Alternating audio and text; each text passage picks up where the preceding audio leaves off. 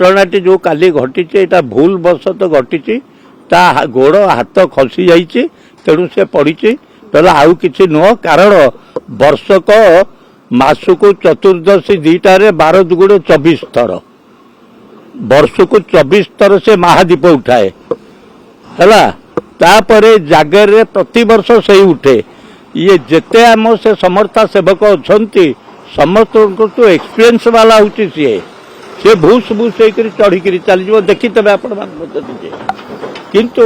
दैव दुर्घटना भगवान जहाँ बरात ताकू गोटे भी दंड भोगवाक अच्छी तेणु ता हाथ खसी न जाए ना से तले न पड़े लोक आमे ताकू विभिन्न प्रकार चित्र करा से गुड़ा कहूँ एकदम भूल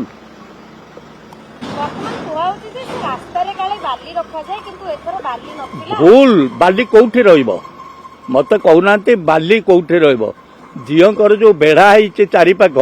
थाक थाक होती मु तो तुम मत एठी गोड़ देली पुणी एठे गोड़ देली एपटे गोटे गोड़ एपटे गोटे गोड़ ऊपर हाथ धरी गोटे हाथ उठिली से बाड़ू को धरिकी उठिली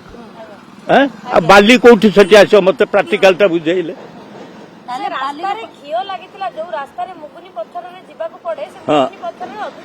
ना ना ताबी मिछ ताबी मिछ घी छोड़ ए वर्ष गोटे नुआ है सेटा घीटा न दियाले एत बड़ मोटारे से मशालटा सेटा जलिब केमिति मते कहले सेतिकी दूर को घी बुड़िया गले सेटा सेटा जलिब ना हुई न जलिब केमिति खाली कनाटा बड़ी देले कौन जलिब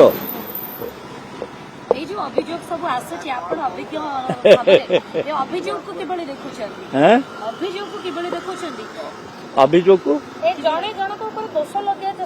सेटा भूल दोष जो माने देबे भूल सेटा सी सब आज नुआ नुह कहली पारा वर्ष को 24 थर महादीप उठाए चतुर्दशी दिन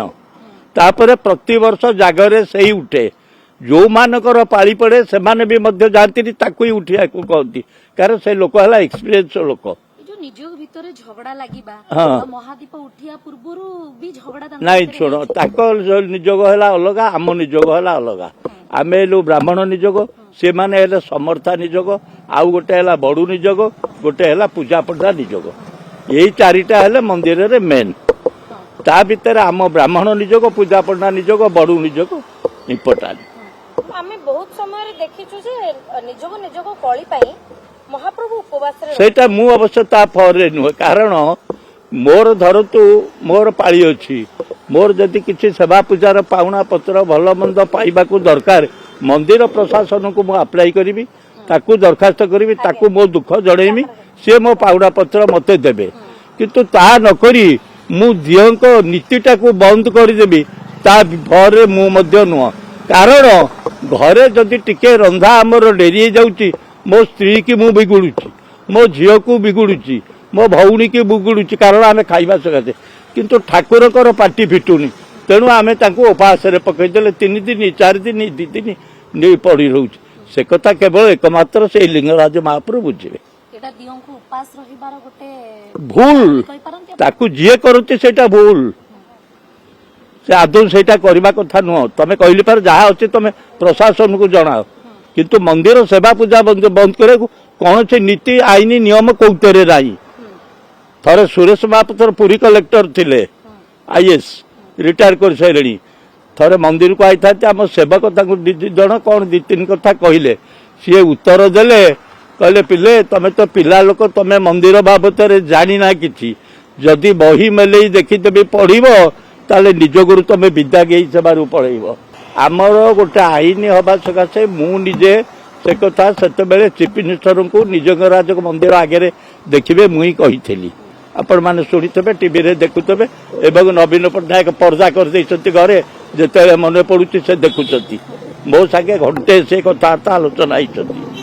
आम घर मीडिया वाला परदिन तारीसी 2 दिन काल सी कौटे कथबार्ता करते आपण सागे घंटे कथबार्ता सेगुड़ाक आम कहीं दबा जन को दोष मो निज दोषटा छड़ेगा तुम उपर नदी देवी सेटा उचित नुह प्रभु कोप कले कि पारे जदि भगवान कौन प्रकार विशृंखला होती सी जदि निजे किसी भूल करता तभी किए कह ଶୁଣନ୍ତୁ ମୁଁ ଉଦାହରଣ ଆପଣଙ୍କୁ ଦଉଛି ଆସନ୍ତା ରଥଯାତ୍ରାକୁ ତ ମତେ ଦେଖିଥିବେ ରଥଯାତ୍ରାରେ ତ ମତେ ଦେଖିଥିବେ ରଥଯାତ୍ରା ଯୋଉ ମୁଁ ହୁଏ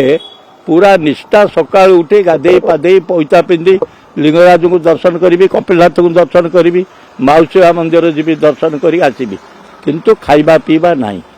ଅରୁଆ ଅନ୍ନ ଡାଲମା ମନ୍ଦିରରୁ ହେଇ ସେ ଲିଙ୍ଗରାଜଙ୍କଠୁ ଆସେ ସେତିକି ଦିଟା ଖାଏ ବାହାରେ ପାଣି ଟିକେ ପିଇବାର କୋଇ ନାହିଁ ନିଜର ହେଉଛି ଭକ୍ତି ବିଶ୍ୱାସ ତାକୁ ନେଇ ମୁଁ ଏତେ ବଡ଼ ସେବା କରିବାକୁ ଯାଉଛି ବର୍ତ୍ତମାନ ଦେଖନ୍ତୁ ମୁଁ ଏଠି ଚୌକିରେ ବସିଛି ଯେ ଗାଡ଼ିଟା ଥୋଇଛି ତା ଉପରେ ବସି ଯାଇଛି ଆପଣମାନେ ତ ନିଜେ ଦେଖିଥିବେ ତା ଉପରେ ବସିବାର କିଛି ଅଛି କି ଗୋଟେ ଘୋଡ଼ା ପିଠିରେ ମୁଣ୍ଡ ଉପରେ ବସିବ ଆଉ ଗୋଟେ ଘୋଡ଼ା କାନଟାକୁ ଧରିବ ୟା ବ୍ୟତୀତ ଆଉ କିଛି ଅଛି କି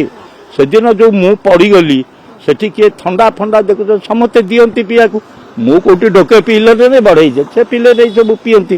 ସେ ପଡ଼ିଥିଲା ସେ ଘୋଡ଼ା ମୁଣ୍ଡ ଉପରେ ଖରଡ଼ା ସେତିକିବେଳେ 2-3ଟା ଖସିଲା ମୋ ହାତଟା ସ୍ଲିପ୍ କରିଗଲା ଯାହାକି ମୁଁ ତଳେ ପଇଲି ଆଉ ଦେଖ ଯଦି କି ସେତିକି ନିଷ୍ଠାରେ ନଥାନ୍ତି ଲିଙ୍ଗରାଜ ମହାପ୍ରଭୁଙ୍କର ଆଶୀର୍ବାଦ ମୋ ଉପରେ ନଥାନ୍ତା ତା ଉପରୁ ଯିଏ ପଡ଼ିଲେ ମୁଣ୍ଡ ଫାଟୁ ହାତ ଗୋଡ଼ ଭାଗୁ ଯାହା ବି ହେଲେ ହବ କିନ୍ତୁ ମୋ ଦେହରୁ ମଳିଚମ ଟିକେ କୋଉଠି ଛାଡ଼ିନି ମହାପ୍ରଭୁ ସେଥିପାଇଁ ଦିନେ ନା ଦିନେ ଦେଖେଇବେ ଯିଏ କରୁଛି ଆଉ ଗୋଟେ କଥା କହୁଛି ସେବାୟତମାନଙ୍କର ଯେତେ ପ୍ରକାର ଏଇ ଯୋଉ ଚାରି ନିଯୋଗଙ୍କର ଯେତେ ପ୍ରକାର ଆପତ୍ତି ଅଭିଯୋଗ ଅଛି ପ୍ରଶାସନ ଏକୁ ଠିକ ଭାବରେ ବସି ସମସ୍ତଙ୍କୁ ଗୋଟିଏ ଗୋଟିଏ ନିଯୋଗ ଡାକି ଯାହାର ଯାହା ଅସୁବିଧା ଅଛି ତାକୁ ଯଦି ସବୁ ଫଇସଲା କରିପାରନ୍ତେ ତାହେଲେ ଏସବୁ ଘଟଣା ଘଟନ୍ତା ନାହିଁ ଧରନ୍ତୁ ଏତକ ନହେବା ଦ୍ୱାରା ମୋ ପାଳି କାଲି ପଡ଼ିବ ମୁଁ କହିଥିଲି ମୋ ପଇସା ବଢ଼େଇଲେନି ମତେ ଦେଲେନି ମୁଁ କାଲି ଧୂପ କରିବିନି ମୁଁ କାଲି ଚୁଲି ଲଗେଇବି ଡେରିରେ ମାନେ ହେଲା ମୋର ବ୍ୟକ୍ତିଗତ ମତରେ ମୋ ମନ ଇଚ୍ଛାରେ କଲି ମୁଁ ପାଇଁ ଗୋଟେ ଉଦାହରଣ ଦେଲି ଆମ ଘରେ ରନ୍ଧା ଟିକେ ଡେରି ହେଲେ ଆମେ କ'ଣ କରୁଛୁ ଲିଙ୍ଗରାଜ ମହାପ୍ରଭୁଙ୍କର ପାଟି ଫିଟୁନି ତାଙ୍କର 4 ଦିନ ଉପାସ ପଡ଼ିଲେ କିଏ କହୁଛି ଆମେ ଉପାସ ରହୁଛୁ କି ଆମେ ଖାଇ ପିଇ ଆରାମରେ ଘରେ ଶୋଉଛୁ ୟା ଫଳରେ କିନ୍ତୁ ମୁଁ ନୁହଁ